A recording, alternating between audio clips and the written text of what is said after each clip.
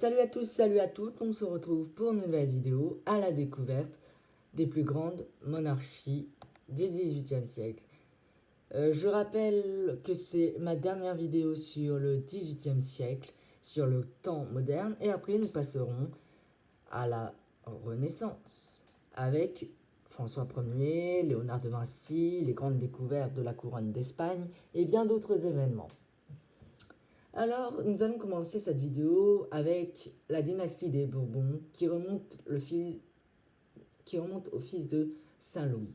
Henri VI, le premier à monter sur le trône. Il inaugure un règne pour sa famille immense. Il dure de 1589 à 1792 et de 1814 à 1830. Henri VI, héritier de la couronne de France en 1589, le protestant Henri de Navarre devient roi de France sous le nom d'Henri VI. Mais de nombreux catholiques refusent de reconnaître l'héritier. Henri n'hésite pas à leur faire la guerre. Une guerre qu'on appela la guerre de religion, pour se faire accepter et finit pourtant à abjurer la religion protestante en 1593. Les guerres de religion ont ruiné la France, mais le roi travaille tant qu'il peut pour apporter la paix et prospérité à son pays. Il charge Sully, son fidèle conseiller, de redresser l'économie du royaume et de favoriser l'agriculture. Il diminue les impôts et rend souvent visite aux paysans. Il fait tout pour être bien aimé. Mais alors, où la dynastie des Bourbons a échoué? Ah, vous devez reconnaître la personne. Louis XIII, Louis le Juste, son règne de 1601 à 1643.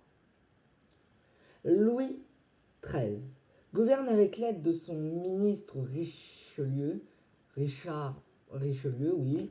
Soucieux de bien-être de son peuple, il redresse l'économie du royaume. À l'extérieur, l'Europe est déchirée par un conflit meurtrier, la guerre de 30 ans. Et non pas la guerre de 100 ans, qui n'a pas du tout la même époque. En fait, Louis XIII, Louis le Juste, parce qu'il est bon. Mais en 1735, la France entre en guerre contre l'Espagne. Elle remporte des grandes victoires, impose sa suprématie en Europe. Enfin, Richelieu jette les bases d'un empire au Canada, au Sénégal, en Guyane, en Martinique, à La Réunion et à Madagascar. Richelieu, n'oublions pas, il va être, il me semble qu'il va être roi. Il est ministre, mais après roi. Et il est de Vendée, lui. Vous pouvez aller à côté de La Rochelle, de Angles. Il y a une ville, la ville où est né Richelieu, une église qui porte son nom. Vous verrez tous les massacres et les atrocités qu'il a fait. Je ne développe pas ce sujet, parce que nous allons partir maintenant à la découverte d'un monarque. Louis XIV. Louis XIV, je ne vais pas développer ce sujet. C'est simplement que je me devais de le mettre dans cette vidéo parce qu'il fait partie de la dynastie. Donc nous passons à Louis XV. Louis V. Louis XV, oui. Louis XV, son règne dure de 1710 à 1774. Au cours du règne de Louis XV, les désastres militaires succèdent. Perte du Canada, abandon de l'Inde. Pourtant, le roi est intelligent, généreux. Et à la bataille de Fontenoy, en 1745, il fait preuve de courage et de talent. Mais il a peu de caractère et ne sait pas prendre compte les nouvelles attentes du peuple français. Il est très populaire au début de son règne, mais ses infidélités à la reine, son indécision et un certain désintérêt pour les affaires du royaume ternissent son image. Parce que je vous rappelle, Louis XV est le roi, Louis le bien-aimé, mais comme je l'ai dit dans mes dernières vidéos, il est un roi qui n'est pas vu pour cette couronne. Il n'était pas fait et il fera tout pour ne pas l'être. Et Louis le bien-aimé apparaît dans toute sa majesté avec les attributs militaires qui rappellent qu'il est un roi prêt pour la guerre, un roi guerrier. À partir de 1744, on peut voir à sa main un bâton de commandement des armées, mais pas que. On peut voir aussi une armure de parade, des grands colliers bleus de l'ordre, des écharpes blanches pour signifier la paix, mais c'est surtout des blanches de commandement suprême, une épée, des bottes, la fleur de lys, et c'est l'emblème de la couronne française, quand même. Mais bref, les bâtons de commandement des armées, c'est comme le bâton des monarques qu'il a à la main, sauf qu'il y a des signes en plus. Nous allons faire Louis XVI.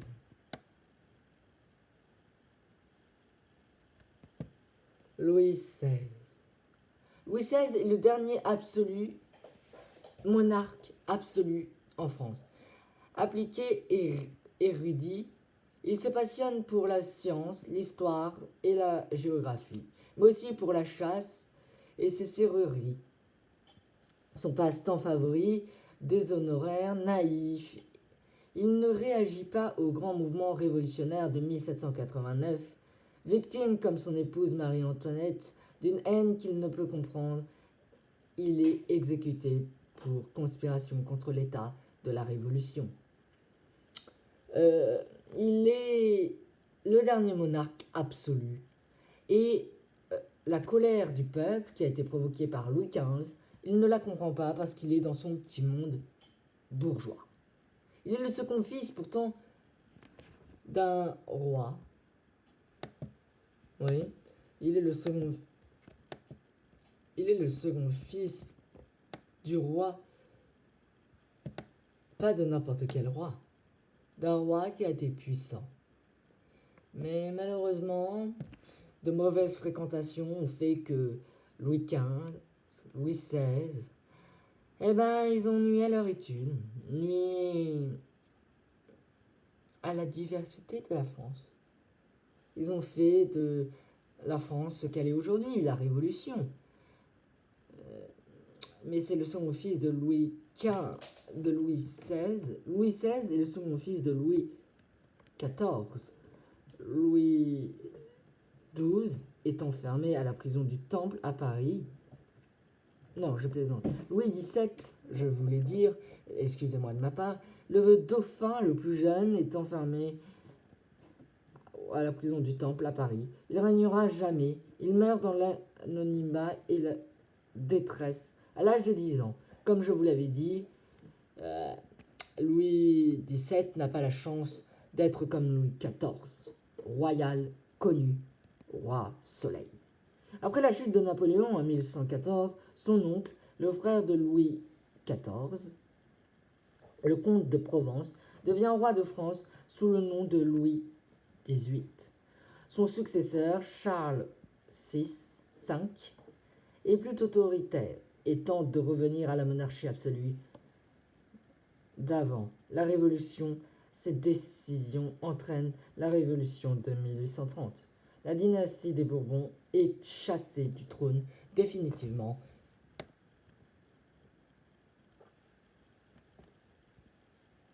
Donc là, on voit Louis Stanislas, comte d'Artois. Et on va voir normalement... non. Bon, j'ai fini sur la dynastie des Bourbons. Mais quand une monarchie est chassée, une autre revient. Frédéric le Prusse, le déposte éclairé. Passionné à la fois par la philosophie et par la guerre, Frédéric II a fait du royaume de Prusse l'un des États les plus puissants d'Europe. Le fils du roi sergent. Frédéric a été élevé par un père tyrannique quand il est surpris en train de lire ou de composer de la musique. Au lieu de consacrer à la guerre, il est battu. Terrorisé, il décide de s'enfuir avec un ami, mais cet adolescent est attrapé. Frédéric est enfermé et son ami décapité sous les yeux du prince. Il et discipline son armée qui deviendra dans le futur la plus puissante. Donc on voit que Frédéric II, il a une famille vraiment déplorable. On voit son père, qui est le roi, sergent. On voit sa mère, bourgeoise. Et on voit le petit-fils, Frédéric II. Mais il va être le tout premier roi guerrier. Et oui, cela va pouvoir vous surprendre. Mais lorsque Frédéric succède à son père en 1740, le dressage a porté ses fruits. Le jeune roi est passionné par la guerre. Il renforce et discipline son armée qui devient bientôt la meilleure d'Europe. Il envahit la Silésie, l'Autriche-Hongrie, une partie de la Pologne. En 40 ans, Frédéric II double la superficie de son royaume. On peut aussi parler de Frédéric II, un des postes éclairés. Parce que Frédéric II est aussi un grand chef d'État. Il fait assécher des marais pour étendre les cultures et fonde la manufacture. Inspiré par les Lumières, il instaure la tolérance religieuse dans son pays, abolit la torture, ouvre des écoles et prône même l'instruction primaire obligatoire pour tous. À Potsdam, près de Berlin, il s'est construit un super parler de style français, de sans souci, où il accueillit Voltaire et d'autres philosophes des Lumières. Donc là, on voit un monarque instruit qui adore ce que les Lumières ont donné. Les Lumières, au final, ils vont faire de la monarchie un rêve. Ils vont avoir des idées plus que révolutionnaires à une époque où l'éducation n'était pas une priorité, en temps de guerre.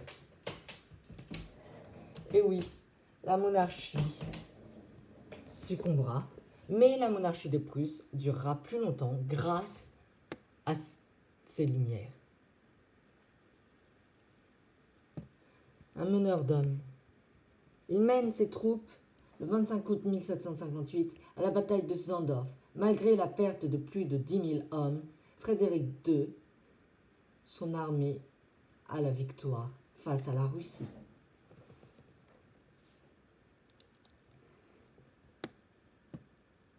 Nous allons passer à une deuxième monarque, parce qu'il faut aujourd'hui être avec égaux entre les gars et les filles.